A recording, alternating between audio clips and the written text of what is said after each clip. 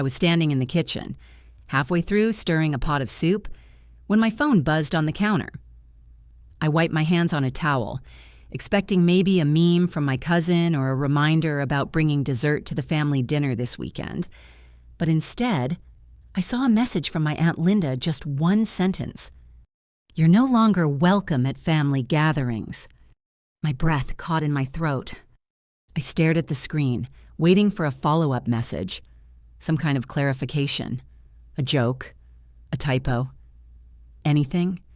But nothing came. Just that single line, cold, final. My aunt, the aunt who used to braid my hair when I was little, who baked cookies with me every holiday, who knew exactly how I liked my hot chocolate, that aunt had just shut me out. No explanation, no warning. I sat down at the kitchen table, phone still in my hand, heart pounding like I'd just been slapped. What had I done? I racked my brain, scrolling through memories of recent family events, conversations, even text threads. Had I said something wrong? Missed something important? Was I too busy last time to show up early and help I didn't know? All I knew was the sharp, aching sting of rejection from someone I loved more than words could say. I didn't reply. I couldn't. I just sat there, soup bubbling behind me, the smell of rosemary filling the room. But none of it felt warm anymore. All I could feel was the cold weight of that sentence, like a door slamming shut in my face. And the worst part, it wasn't just about missing a dinner. It felt like I'd lost a piece of my childhood, a safe place, a person I thought would always be there. Growing up, Aunt Linda wasn't just a relative, she was my second mom, my best friend, my safe haven. My parents worked long hours, always juggling bills and responsibilities. So many of my afternoons were spent at her little yellow house at the end of Maple Street. The moment I walked in, it felt like the world slowed down. The air always smelled like cinnamon and lavender, and soft music floated from the radio while she hummed along. She had this way of making the ordinary feel magical. A grilled cheese sandwich from her skillet somehow tasted better than anything I'd ever had. When I had a rough day at school, she didn't just tell me to shake it off, she sat with me, asked questions, listened like every word I said mattered. She taught me how to bake banana bread, how to hand-stitch a button, how to write thank you cards that actually meant something. On weekends, she took me to flea markets, and we'd hunt for treasures, old records, vintage postcards, chipped teacups that she swore had stories to tell. I believed her. On holidays, she was the heart of the family. Thanksgiving, she roasted the turkey. Christmas, she strung up the lights while singing carols off-key. And every birthday, and she gave me the same gift, a handwritten letter, telling me how proud she was of the person I was becoming. There were times I even wished she was my mom, not because I didn't love mine, but because Aunt Linda just got me in a way no one else did. She knew my favorite color, my fear of thunderstorms, how I liked my pancakes' crispy edges, tons of syrup. She never forgot. Not once. So when she sent that message when she was the one who pushed me away, it didn't just hurt. It shattered something inside me I thought was unbreakable. The last time I attended a family gathering, I had no idea it would be my final one. It was Thanksgiving, just under a year ago. Aunt Linda had gone all out like she always did. Her house was decorated with autumn leaves and flickering candles. The smell of roasted turkey and pumpkin pie filled every room. She greeted me at the door with her signature warm smile and a tight hug. But something felt off. Not with her, but with everyone else. My cousins barely made eye contact. There was a tension in the air I couldn't quite name, like everyone knew something I didn't. At dinner, the conversation tiptoed around certain topics. When I tried to talk about my recent job switch or my decision to take a break from college for mental health reasons, the room grew quiet. My uncle shifted in his chair. My aunt changed the subject. Later that evening, I overheard whispers in the kitchen. My name. She's always been a little dramatic. Linda spoils her. It's always about her feelings. I stood frozen, holding my half-empty glass of cider, heart pounding. I wasn't supposed to hear that, but I did. I stayed until dessert out of respect, smiled through clenched teeth, and hugged everyone goodbye like nothing had happened.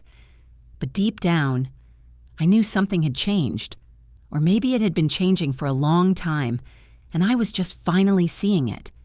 Aunt Linda walked me to my car, her arms full of leftovers she insisted I take. She didn't say anything about the tension. She just kissed my cheek and said, "You know where home is, sweetheart." I didn't know it then, but that would be the last time I'd hear her say that. And maybe that's what makes her message sting even more, because the place that once felt like home suddenly didn't want me anymore. After that Thanksgiving, I started noticing little things, subtle shifts that made me question everything. At first, I chalked it up to paranoia, but the silence grew louder. My texts to cousins went unanswered. A birthday card I usually got from Uncle Ray never came. Even on social media, I noticed fewer likes and comments from family members I once spoke to weekly. Something was off. And soon, I found out what. A friend of mine from church, who also happened to know my cousin Jess through a community event, pulled me aside one Sunday after service. "Hey," she said gently, "I don't want to stir things up, but are you okay? I've heard some things." My stomach dropped. At first, I didn't believe her. But then it happened again. Another friend mentioned hearing I had a breakdown at school, or that I had stolen money from my parents. Absurd things. Painful things. Lies. I began to piece together where it might be coming from. Jess had always had a complicated relationship with me, competitive, passive-aggressive, and sometimes downright cruel when no one was looking. And suddenly, the rumors made sense. It wasn't just whispers. It was a campaign. And I had no idea why. I reached out to Aunt Linda, desperate for answers. I texted her a long message asking if we could talk. Just talk. But she never responded. Instead, I heard from a mutual family friend days later that Linda didn't want drama. That hurt more than I can explain. All I wanted was clarity. What had I done to deserve this silence? The hardest part wasn't the rumors themselves. It was the fact that the people who knew me best didn't even bother to ask if they were true. They just assumed, or worse, they didn't care. The truth is, you expect betrayal from enemies, not from people who once held you when you cried, who laughed with you over burnt Christmas cookies, who once said you were like a daughter. One night, after tossing and turning in bed for hours, I got up, sat at my desk, and began writing a letter to Aunt Linda. I couldn't hold it in anymore. My heart was too full of sadness, confusion, anger, and most of all, longing. I didn't want to accuse her. I didn't want to argue. I just wanted to be heard. The letter started like this. Dear Aunt Linda, I miss you. Simple. Honest. Raw. I poured everything out onto those pages' memories of us baking cookies during Christmas. How she used to braid my hair while humming old songs. How I used to feel like her house was the safest place in the world. Then I asked the questions that had haunted me for months. What changed? Did I do something wrong? Why didn't you talk to me first? Halfway through, my hands were shaking. I could barely see through my tears, but writing it felt like breathing for the first time after being underwater for too long. For a few moments, I thought I might actually send it. Maybe she needed to hear how deeply she'd hurt me. Maybe it would make her see I was still the same girl she once loved. But as I reread the letter, doubt crept in. What if she didn't care? What if she read it and just shrugged? Or worse, what if she never read it at all? I imagined her tossing it aside unopened, and the thought broke something inside me. In a sudden wave of frustration, I ripped the pages into shreds and threw them in the trash. I felt foolish for believing that words could fix something already shattered. That night, I didn't sleep. I just lay there, staring at the ceiling, wondering how love could disappear without a trace, and why silence could hurt so much more than anger ever did. Weeks passed, then months. The silence between Aunt Linda and me grew heavier, like a wall that got taller every day. I stopped expecting anything, no apology, no explanation. I told myself it was over. Then, out of nowhere, I got a message from my cousin Maya. Hey, it said, "Can you talk? I think you should know something." We met at a quiet cafe the next afternoon. Maya looked nervous, almost guilty. She fidgeted with her napkin before finally blurting out, "I think you've been lied to, or at least misled." That got my attention fast. She went on to explain that months ago, there had been tension in the family about money, inheritance, and a lot of bitterness left unspoken for years. Apparently, another cousin had been stirring the pot, playing people against each other. Maya said this cousin had told Aunt Linda I was mocking the family online, that I had made comments about toxic relatives and cutting ties, none of which I had actually said. She showed her screenshots, Maya said. But now I'm starting to think they were fake or twisted. Aunt Linda was hurt. She felt betrayed. That's why she sent you that message. My stomach sank. My hands went cold. I had spent months grieving a relationship that had been sabotaged by someone else's lies. I wasn't angry, not yet. Mostly, I felt hollow, confused. Why would anyone go that far? Why would they target me? Maya looked at me, her eyes full of regret. I should have told you sooner. I didn't know how deep it had gotten. Suddenly, everything clicked. The silence, the shift in how people treated me. Aunt Linda's coldness, it hadn't started with me. It had started with someone else's agenda. And maybe Aunt Linda hadn't stopped loving me. Maybe she just didn't know what or who to believe. That night, I couldn't sleep. Maya's words kept replaying in my head. I sat by the window, watching the streetlights flicker, wondering how one lie could unravel years of love and trust. And then I realized I couldn't let it end this way. Not in silence. Not without trying one more time. So, I picked up my pen. This time, I didn't write out of anger or heartbreak. I wrote with everything I had left: honesty, pain, love, and a sliver of hope. Aunt Linda, I began. I don't know exactly what you were told.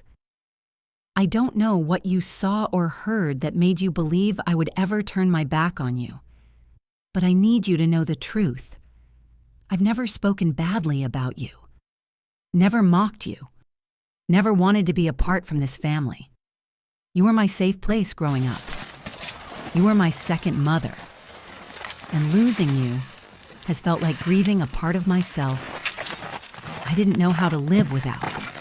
I paused, staring at the page as tears blurred the ink, but I kept going. If someone twisted things, I'm sorry they succeeded in making you doubt me, but I'm here now, and my door is still open. If there's even a small part of you that wants to talk, I'm ready to listen. I'm ready to forgive. I just don't want to lose what we had, what I believed was unbreakable. I folded the letter, slipped it into an envelope, and dropped it off at her house the next day. No text, no warning, just silence and hope. 3 nights later, I got a knock on my apartment door. I opened it, and there she was, Aunt Linda. Her eyes were red, her face puffy, like she hadn't slept either. She didn't say anything at first. She just pulled me into a hug. So tight, I thought my heart would crack open. "I'm sorry," she whispered, her voice breaking. "I should have asked. I should have trusted you." That night, we sat on my couch for hours, untangling months of pain. There were tears, laughter, and long silences where no words were needed. We didn't fix everything, but we started. And sometimes, that's enough. As the days passed after that night, I found myself reflecting on everything that had happened, the long, painful silence, the misunderstandings, the broken bonds, but most of all, I thought about what I had learned from it all. First, I realized how easily fear could control us. Fear of being judged, fear of rejection, fear of losing what we hold most dear. It had made both Aunt Linda and me retreat into our own versions of the truth, built on assumptions and half-spoken words. We had allowed those fears to cloud the love that had once been so clear between us. I also realized that family isn't always about blood. It's about the moments we share, the trust we build, and the courage to stand up for what's right. My family had been my anchor. My aunt was a second mother to me, and no text message or misunderstanding would erase that connection. But I had to speak up. If I hadn't written that letter, if I hadn't taken the first step, we might still be in the same painful place. We might have let pride and shame keep us apart. And then, there was the lesson on forgiveness. It's so easy to hold on to hurt, to let the past define how we treat each other. But forgiveness isn't just about letting go of what the other person did. It's about freeing yourself. It's about finding peace, even when things don't go as you expected. When Aunt Linda came to my door, when she apologized and shared her side, I knew I couldn't keep holding on to the anger. I had to let go of the idea that we would always be perfect because no family is, but we could be better, together. Most importantly, I learned that love doesn't stay in one place. It changes, it grows, it stretches and bends. But it doesn't disappear. It can survive the hardest things if we allow it to, if we nurture it, if we work through the tough times instead of running away from them. In the end, my relationship with Aunt Linda wasn't restored overnight. We still had conversations that were difficult, moments when the past reared its head again, but we faced them together. And that's what mattered most. As I sat in the quiet of my apartment one evening, reflecting on the journey, I knew one thing for certain: I would never let silence win again. I would speak up. I would reach out. And I would keep showing up for the people I loved. Because family, like love, is worth fighting for.